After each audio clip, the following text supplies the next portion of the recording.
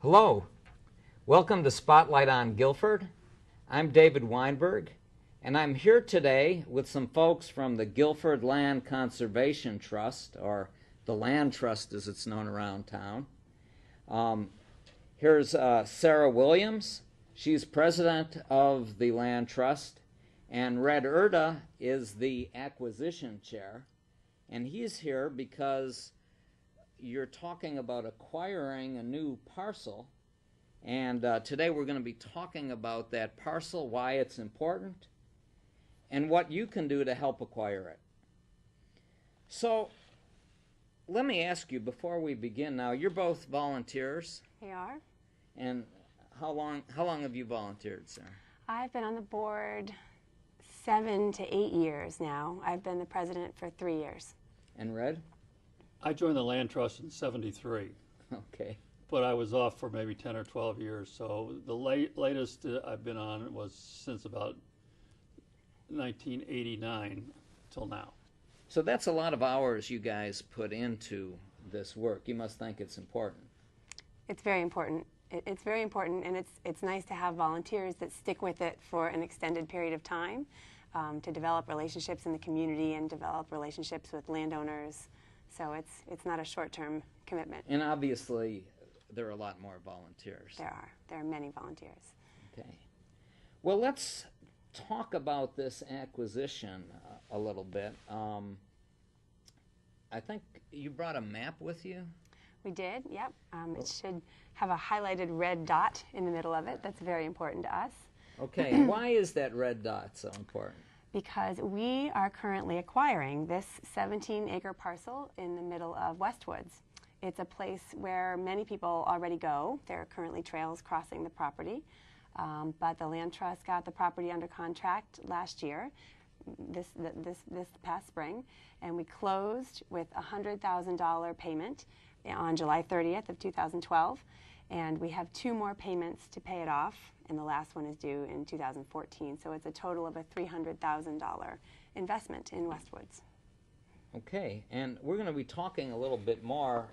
Red, in fact, why don't you tell us right now, what's involved? I mean, how do you go about acquiring something like this?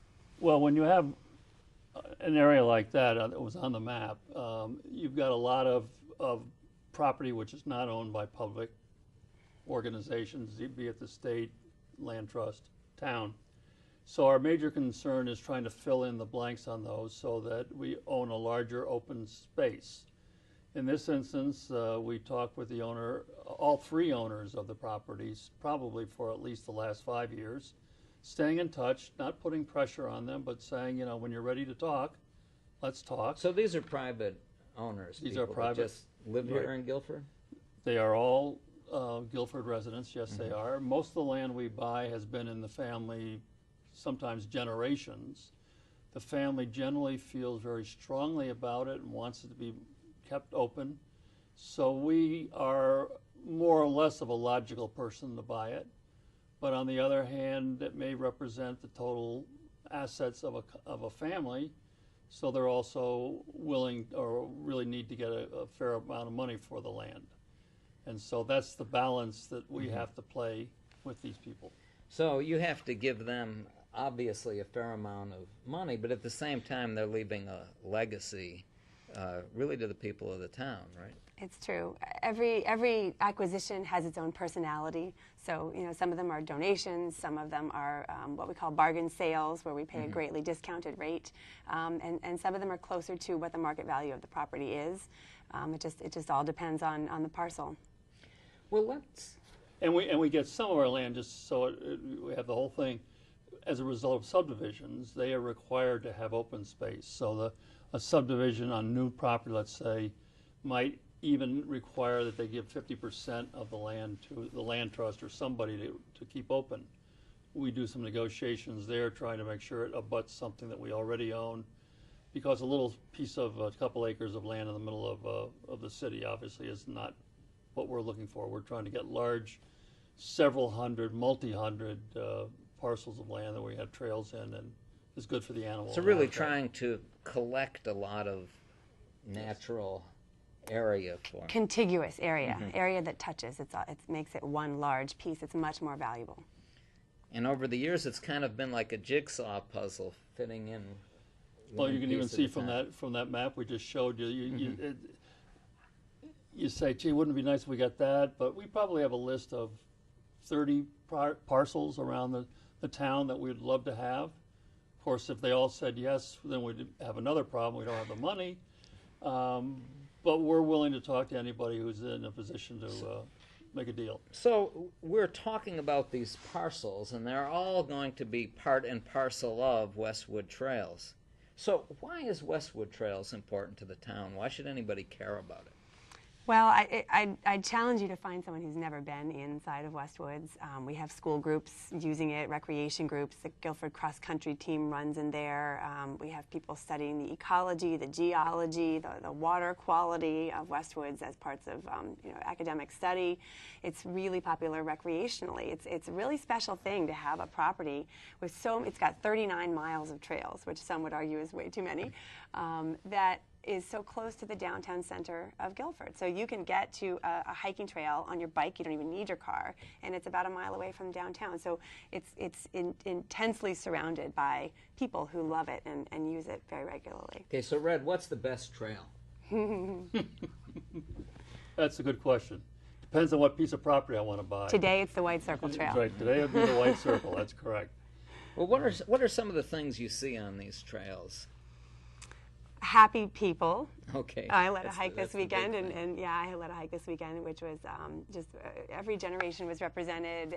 People were looking at the forest ecology. We had a little boy actually on the hike who was legally blind. He was with his dad. I think he was about 6.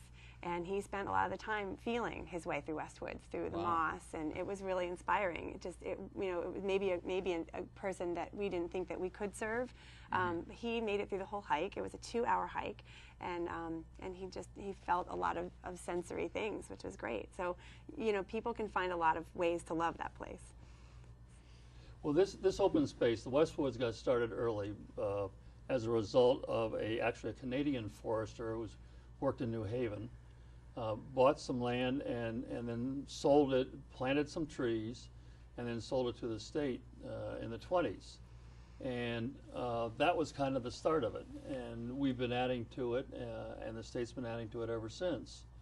Our first purchase was in 1969, a couple years after the land trust got started. We bought 15 acres of land for 4 acres of land for $15,000, and that was really the first acquisition we made. Then in 1973, we made our first big acquisition for $100,000, and it was really interesting. I happened to be at the meeting. The president really didn't want to commit us because if we ever approved it, we were going to go to the bank for a loan. Well, I think you brought a map of some of these. With the dates on it. Yeah, we have a parcels map with that the has the dates. dates on it. Let's show that one. Yeah, let's take a look at that. It tells a real story. Now, you said 1969, but I see some earlier dates That's than right. that up there. Right, and the yellow, that's the state of Connecticut. So Red was talking about the first parcel that was acquired by the state was actually and there are a couple people without whom we would not have Westwoods. And they are the ones who saw in the beginning that this is a spectacular forest along the shoreline of Connecticut. And one of them was named George Cromie. And he was actually a New Haven city forester. Okay. Some attribute the Elm City title to him. He understood about balancing what you plant in a city. So he had known Westwoods. He'd worked with the state, and he understood that a brick company called Stiles Brick owned big tracts of property. Now this is, so you'll see the one that says 1928. So this brick company needed forest so they could have wood to fire their kilns. So they had large amounts of woods. When they divested themselves of the woods, people were paying attention, including this forester. And he bought the land that the brick company was selling and sold it to the state of Connecticut for $1. Ah. So that's the beginning of sort of open space as we know it, or land available to the public. Some of it's state land, and some of it's Land trust property. land trust. Now, the land trust, is there any government involvement, or how does that work? So the land trust is a private nonprofit, and so you have to live in Guilford to be on the board. We don't have any paid staff, and we don't have any connection to any government, municipal or state or federal. The only relationship we ever end up having, I guess maybe two of them. One is we apply for grants. There's a wonderful open space fund at the state, and we occasionally have been lucky enough to get funded for big properties, significant properties.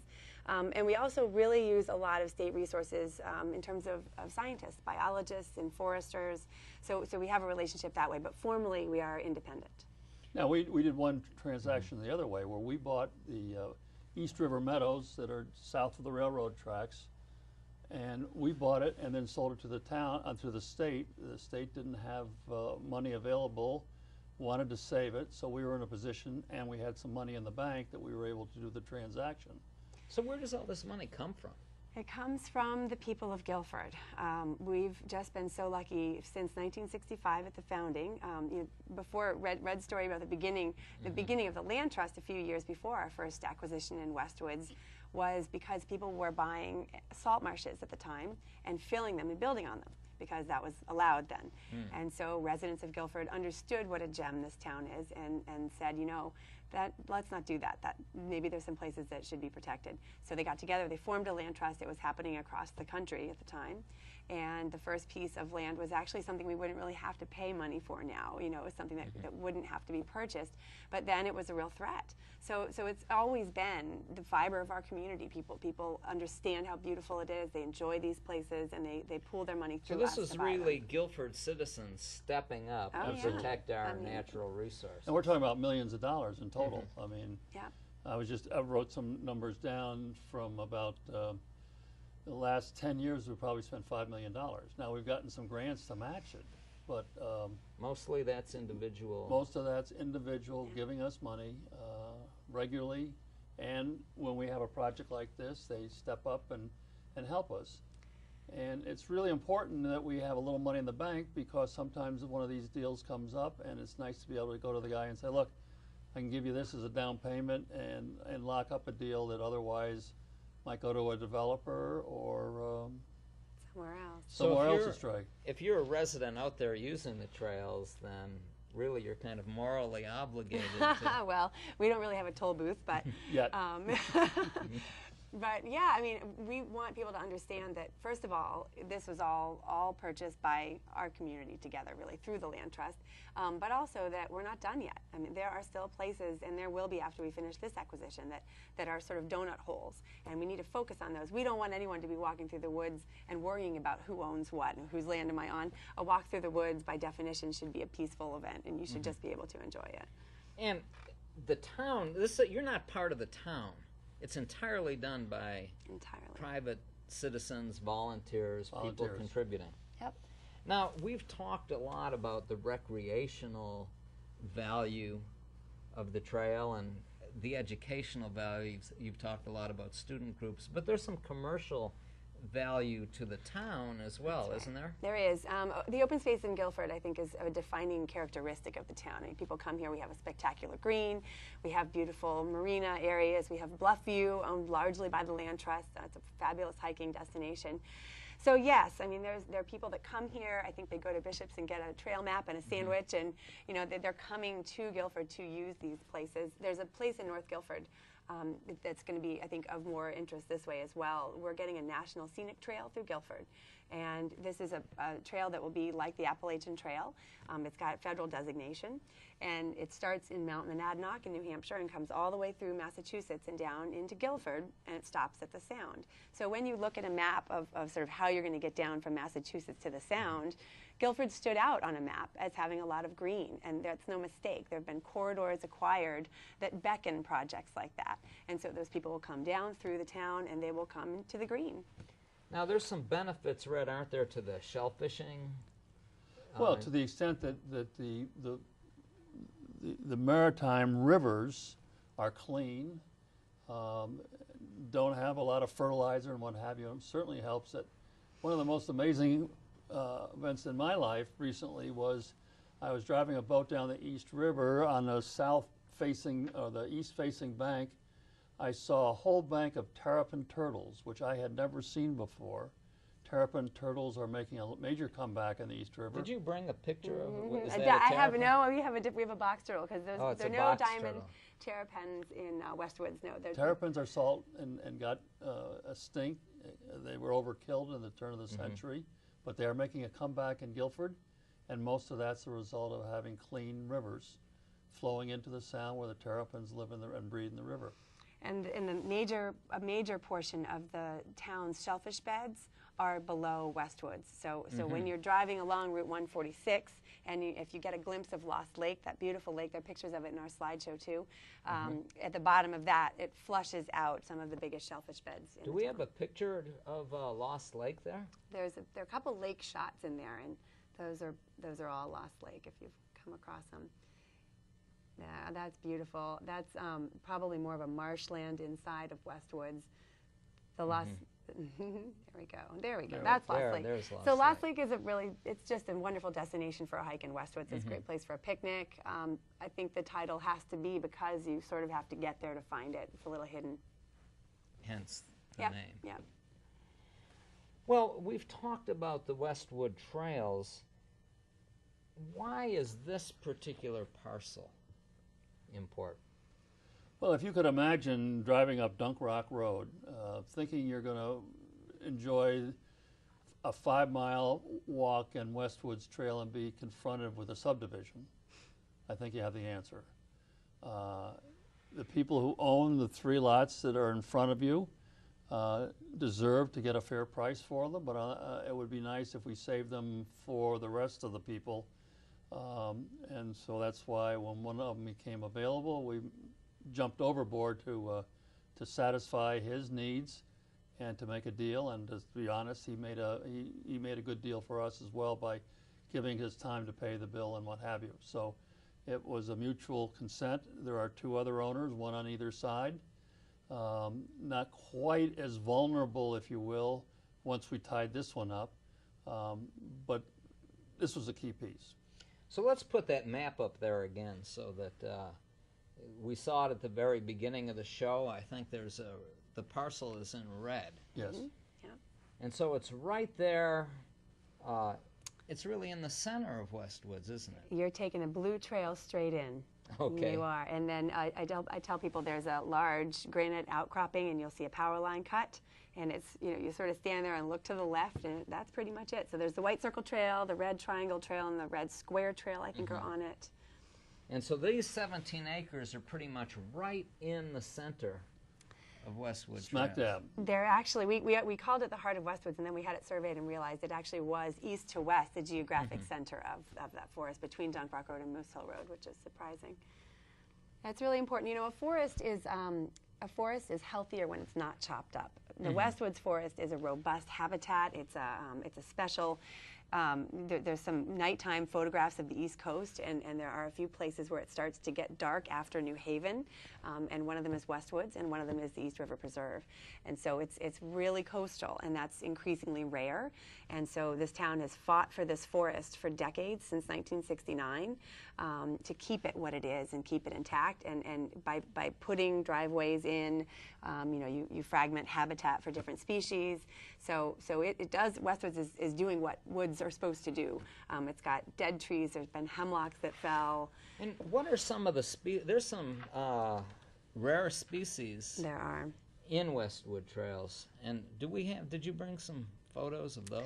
I think I may have taken out, it's funny, about a little tiny plant. Everyone's very excited because we found a state-listed plant. But it just doesn't look that exciting. And whenever I've shown people, they've said, "That's a weed in my driveway." Right. No, it's not. This is a little bit different.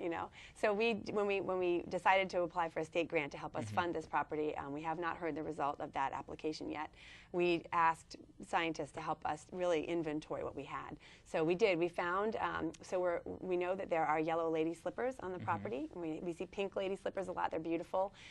There's been an elusive yellow lady slipper on this parcel. There are box turtles. Those are a threatened species. All right, also. Now I know we have a photo of we a box turtle. have a box turtle, that's right. Lots of people in Guilford see box turtles, particularly around this part, and maybe those of us who see them so frequently. Those are lady slippers. Those are the pink lady slippers? Those are pink lady slippers, yeah. They're a little more common, and there's a box turtle. Box turtles can live for a very long time. and they're frequently seen in Westwoods, and that's quite special. They don't do well when their forest shrinks. Mm-hmm. The other important thing about a forest this size, that's our endangered plant. It did stay in the and slideshow. what is that? It's called plant? a cinquefoil, a three-toothed cinquefoil. And what makes it special is at the end of the leaves, there are little teeth. Mm-hmm. And that's actually in the middle of a granite outcropping. It's not it looks like a hostile place to live. But, Right, so that's actually on a piece of granite. It's right in a crack. It's growing in a crack there. That's what's on either right. side It's of it. a microclimate, so that's called a microclimate. So that's A sort of microclimate. microclimate. So you think of all of Westwoods, and you think it's all kind of the same sorts of things growing in Westwoods. But then there are little places where it's just a little more moist or a little bit more dry, those are the kinds of habitats that maybe you'll find something very special in. So I'm guessing that by having this parcel right in the heart of Westwoods, that's making sure that the forest stays the way it is. That's really what you're saying. That's it.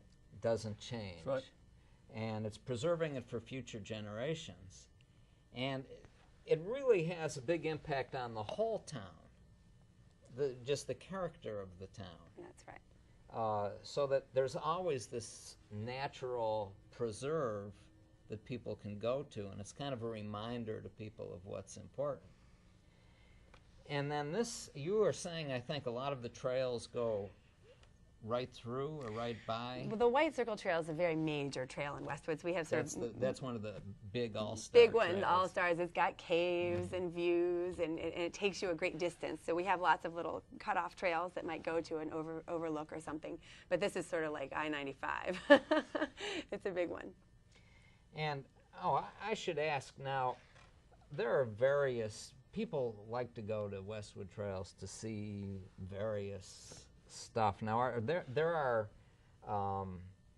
guided tours that people can take from time to time, depending on what your interest is? What they should do is well, we have walk cards which are spread out around town, but also if they could go to our website, we have fall walks and spring walks generally, and they can see a list of them, which will give you a place, a time, and a date to meet a guide, and the guide will take you on a walk. And you get anywhere from 10 to 40 or 50, depending on where it is and when it is. You're competing with obviously the kids' soccer games and various things like that. But it is amazing how many people come out. And that's all year long, right? We generally take the dead of winter off, January, February, March, and then the summertime, people kind of all over the place. There are lots of mosquitoes in the woods. We don't want people to have bad experiences. But the spring and the fall, we always offer at least 8 hikes, and we have family hikes that are lighter, a little easier and shorter, and then we have bigger. But people enjoy it all year long. I scampered up Bluffhead with 38 people last Monday, and it was wonderful. Yeah, people enjoy it on their own all year long. Because I know whenever there's a photo contest here in Guilford, there's pictures of Westwood Trails in the snow. So well, I think which is fun is you meet somebody from New Canaan or something, and you'll say you're from Guilford. Oh yeah, I've been up there. You say, what are you doing? Oh, I was hiking. Yeah. And that's kind of that's what Guilford is, right? So, and you mentioned Bishop's is a place to go get a trail map. How else do you? So, well, we're increasingly urging people to go to our website for trail maps, because that way we don't have to pay to print them. Distributing them is a lot more work. So the ecological way to get a trail. You may not get cider with it. That's right. You may have to stop for the cider. You're saving some But trees. the website has our website actually is sort of a hub for all the maps in Guilford. I should say that it's all the land trust properties and also all the town Can we put the properties. website up? Yeah. While we're talking about it? Yeah, guilfordlandtrust.org. So it's got a properties tab, and if you go down that, you see all the things the land trust owns. And then I have a section up there called Other Trails in Guilford, so the town properties as well. And the website is? guilfordlandtrust.org. guilfordlandtrust.org. Now, here's the important question for everybody that's watching this show. What can people in Guilford do to help make this acquisition possible? We've made the first down payment, and then the second one obviously is coming up. Due next July, $100,000. We would love to get checks. You may want to write one before the end of the year for tax purposes. Before the end of the show. That's right. I wish I'd thought of that. If you contact a member of the land trust, you can also give appreciated stock, which if your tax accountant is on the ball, might tell you is an interesting way to give money to the land If you trust. happen to have some appreciated Yeah. stock around, you're happy to accept it. And we'd love to get pledges and what have you. But I mean, the bottom line is, if we're going to keep doing this, we're going to continue to need your help. And I'm sure we'll get it, but the more the merrier. And not for just this acquisition, but for the next acquisition that will pop up. Hopefully give us the time to pay this one off before the next one comes, but you got to take them when you can get them. Okay. So, and if somebody just wants to get involved as a volunteer, how do they do that? Thank you for asking that. So we have all kinds of volunteers, sort of office type work and trail work. A lot of people assume that it's just trail work, but we're running a big business with 3,000 acres in Guilford. And so there's a lot more that goes into it than just clearing brush. So sending an email through the website is a very direct way to get to a bunch of us, get those emails, and then we'll meet with people and try to match up our need with their offer. Well, what are some of the other things that volunteers? Actually, one of the things that we need now, and we're hoping maybe to find some students who need to get their community service hours in, we have this fabulous book that I was so lucky to be handed as we began this acquisition in Westwoods, and it's called The History of Westwoods. And it's literally from the beginning of the mapping of the trails to the acquisition of the first parcels, yellowed paper with the priority lists for the land trust, and we'd love to scan it, make sure it's digital, it's protected, you know, it's not going to hold up much longer. So things like that, some historical map scanning and things like that, we have a way to do it at the library. So if you want to, if you're not a trail kind of person, you can still help. You can come to the library very carefully with gloves on, I suppose, be scanning this book. What are some other things that people can do? Well, if you have a favorite place in Guilford, we love for people to offer hikes. A lot of people will say, "Oh, I love this place," and I say, "Well, come on and share it with people so that we can, you know, get the word out and maybe introduce more friends to it." So, if you have your favorite spot there in Westwood Trails, or really, well, we've been talking about Westwood Trails, but let's talk about some of the other areas that the Land Trust takes care of. Well, the biggest area we have probably next to Westwoods would be up in Bluffhead, which is just north of Quantipogue. And on both sides of the road, you can walk actually from Madison to Brantford up there. And there are trails. Some are steep and some are a little more friendly. But beautiful views you can see all the way to Long Island from the top of Bluffhead. And there is hunting on the east side, I'll say that, but they're not allowed to hunt on weekends or holidays. So the whole thing is safe, and we'd encourage them to go there also. The properties section of our website highlights a few others that are very rarely visited. There are a couple that are small. There's one called the Campmire Preserve, which is a beautiful place off of Westlake Avenue in Guilford. And it's Preston Campmire was an incredible donor to the Guilford Land Trust, and when he died, he left us his home so that we could turn it over into more. We've had 3 people do that, actually, since our founding. Effie Good and Griffith June and Preston Campmire. And, you know, those are the kinds of legacies that just really allow us to work. And so what happens with that property when somebody leaves the... So we sell it for land. We sell it for money, and we flip it and turn it into land. That was what they wanted. And Effie Good was a little bit different because she left us both her house and 40 acres that was in Westwoods, and she knew exactly what we would do. So we folded her 40 acres in, and we added a little pink trail called the Good Sisters Trail, and sold her house. And got more money to buy. Actually, that time I think we probably turned it right into the property across from the view from Bluff Head. At that time, that's what we were fundraising for. So, really took us a huge leap forward in what we were trying to do. Effie, actually, we bought some land from Effie before she died, but she had made her way down here from Canada also. Ironically, no connection to the other man we were speaking of, and owning homes as a land trust is, although the rental properties potentially, is nothing but a pain in the neck. And so we appreciate getting them, but you need to know we're probably going to turn around and sell them. strip off most of the open space And keep it. and keep that, and then and probably put some kind of easement on the house property to control what you're able to do with it. But you've got a great piece of property because you're going to be next door neighbors to a land trust, larger parcel. Excuse me. So again, you're helping to preserve your community that way. Yeah, one piece at a time. And then you have a property on River Street? We next do. to the- We have a very well-loved and frequently seen property that there are many ducks visiting a few weeks ago. Yeah, so when you, Broad Street goes straight, and if you don't stop at the stop sign, you go into the drink, and that's the Olmsted Outlook parcel. We have a garden there. It's a great place for picnics, and people have been crabbing there a lot the last few years. And it's Olmsted Outlook because... Frederick Law Olmsted lived in Guilford for a little while, and the park was not his land, but the name was inspired by his time in Guilford, and his I think he was pretty inspired by our views he here. designed Central Park. Central Park. And he actually, I used to live in Louisville, Kentucky, and he designed one of the parks there. Yeah. Actually, I think he also drew a mural that's still in the high school. Really? That used to be there. Have I been to the high school? It's 10 years? Probably not. But it was as you walk into the auditorium. It was there on the left. Well, I guess that's a topic for a whole Frederick Law that's a Olmsted. whole- It's a right. whole different show. Maybe somebody out there will want to do a show on Frederick Law Olmsted. So now I think we have some other slides that we haven't seen. And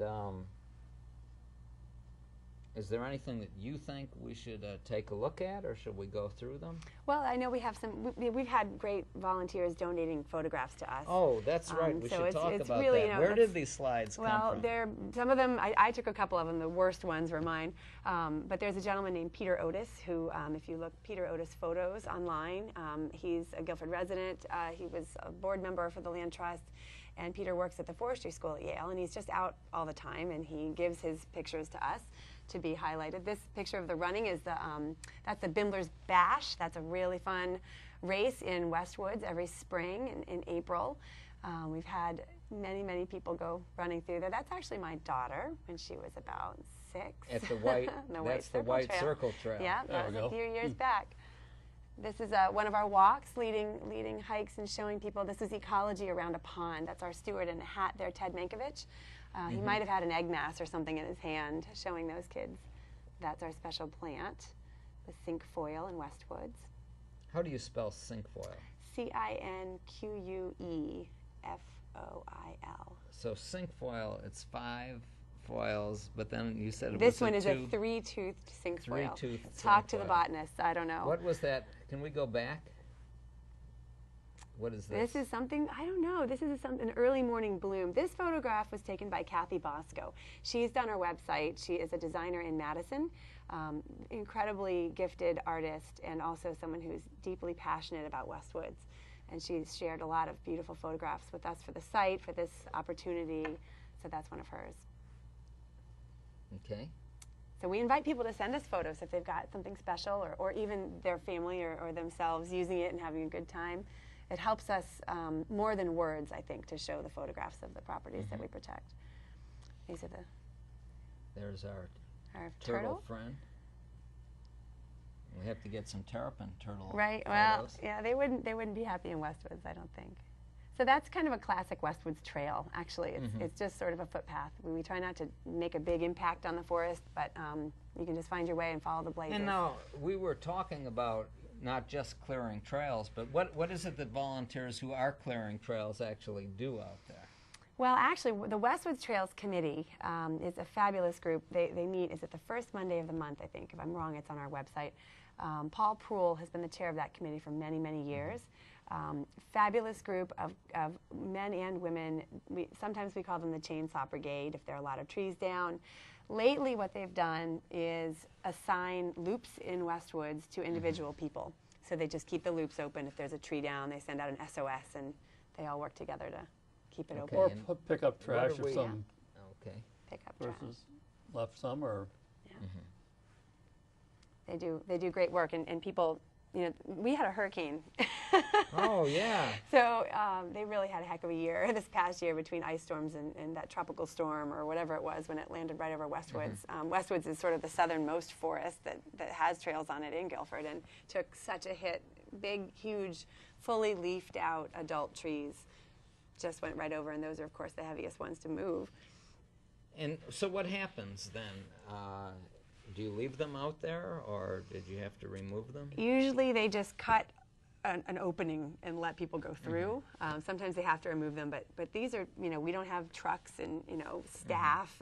We just have volunteers with saws and chainsaws, so they just do the best they can to open the trails. But I will say other people in the community went into Westwoods and helped also. We know that we may not have known who they were, but we thank them. I know the Guilford cross country team also went in there and helped to open things up. So again, people can help. This is a key acquisition. Yeah. It's literally in the heart of Westwood. It helps preserve these trails that everybody loves, and a lot of people's favorite trails go right through it. Right through this property. And people can help by making donations. We do need to raise another $200,000, yes. So money, you may be able to contribute in other ways like stock. Correct. Even property, yeah. If you have real estate that you want to help preserve a legacy here in Guilford, you can do that.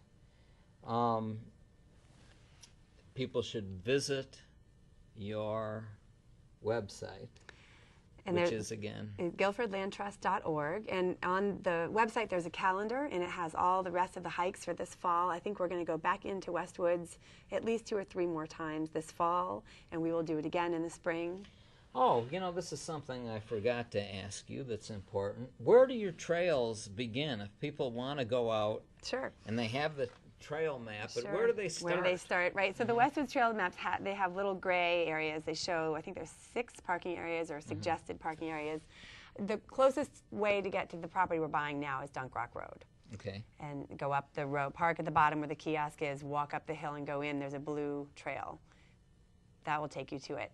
But there are other very popular entrances on Peddlers Road, Three Corners Road. I'm going to say Sam Hill Road is probably the most popular. Yeah, and there are some backyard entrances And there too. are blue signs around town that say... So our sign is a diamond shape. It's white, and it has that logo that you saw at the beginning of the show with the bird, the green heron. So those are people, you see them a lot. People may not know exactly what it means, but that means that we've been in the area. And then also the town puts up signs off of Boston on Peddlers Road and Dunk Rock Road, and it says Westwood. Westwoods. Those might be state signs, the blue ones. Those The are oval, state I think signs. that they're state signs, yeah. Yeah. The state lets the Land Trust maintain trails on their property. The state doesn't have infrastructure to do trail. They don't really even have the infrastructure to do much volunteer management. But the relationship with the state and the Land Trust goes back to the very beginning of the Land Trust, and they know that it's an asset to have these trails, and so we work with the forester to make sure that the trails can, seamlessly pass through their property and our property too. So it's doing more than just preserving land trust land. There's a lot of state land that we all own collectively. Right. So that's it's a state forest. The part that's in Westwoods is part of Cockaponset State Forest, which is also in Killingworth and Madison and North Guilford. Am I right? Maybe all the way to Haddam. Yeah. So this is just a little chunk of Cockaponset State Forest, and for them, they manage it as a timber forest, but we like the trails. Okay. Well, what else, before we close, do Guilford residents and people working in the town, what else do they need to know about the land trust? Well, I would say number one would be if you see dumping or anything like that, we would urge you to do 2 things. Call us and let us know, and maybe even pick it up and throw it in a garbage pail. There's a lot of road front that we own, and the volunteers police that area, and all the help they can get keeping those boundaries clean and presentable is really appreciated. If there's a place near you that you could sort of look after, in the last few years we've tried to do a good job at matching up people with a particular property, so they become kind of a steward and have some ownership over that parcel. That's worked very well. A lot of times they're out there anyway, and what that does is allow us to just get a report back from them. And it really is individual initiative and just Absolutely. individual residents, individual citizens. That's what makes It is. all of this It's pretty happen. amazing what Guilford has accomplished. I mean, if you really think about it, there's a board member, Bill Bloss is on our board, and he was talking this summer at a gathering, and he said it's inexplicable that we've gotten to 3,000 acres. If you think about it, it started with a little sliver of salt marsh in 1965. So yes, with the work from volunteers and donors in Guilford, we've really come a long way. Absolutely. Okay, well, I'd like to thank both of you for all the time that you spend on the land trust, not just you, but all of your colleagues there, the other volunteers. It is remarkable, and I'd like to thank you for coming here today and sharing a little bit.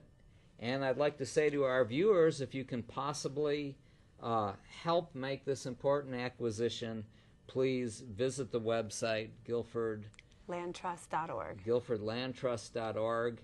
And you can also find out about the hikes and how you can enjoy all of the properties that you maintain here. Right. So thanks again, and we'll see you soon on Spotlight on Guilford.